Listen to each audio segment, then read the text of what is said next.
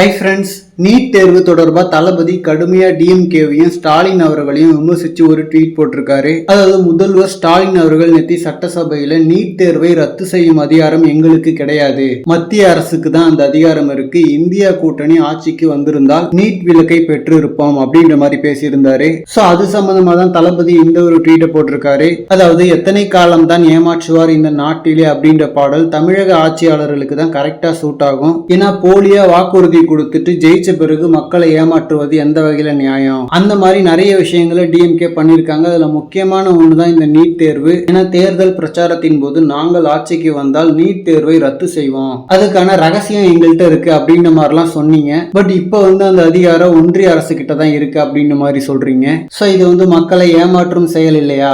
என்ன பொய்ய வேணா சொல்லி தமிழக மக்களை ஏமாற்றி விடலாம் அப்படின்னு சொல்லிட்டு கனவு காணும் தமிழக ஆட்சியாளர்களின் எண்ணம் இனி வரும் காலங்களில் ஈடேற போவதில்லை அப்படின்ற மாதிரி போட்டிருக்காரு. சோ டிஎம்கேக்கு ஒரு தரமான அடி. ஏன்னா நீட் தேர்வை ரத்து செய்யும் ரகசியம் எங்கிட்ட இருக்கு அப்படின்ற மாதிரி பிரச்சாரம் பண்ணது எல்லாருக்குமே தெரிஞ்சதுதான். சோ ஜெயிச்சதுக்கு அப்புறம் இப்ப கொஞ்சம் கூட கூச்சமே இல்லாம அந்த அதிகாரம் மத்திய அரசு கிட்ட தான் இருக்குன்ற மாதிரி சொல்றாங்க. சோ அப்ப மொத்த கட்சியுமே தெரிஞ்சே பொய் சொல்லிருக்கீங்கன்றது இது மூலமா நிரூபணமாகுது. இதுக்கப்புறம் டிஎம்கே கொடுக்கிற வாக்குறுதிகளை யாருமே நம்ப மாட்டாங்க.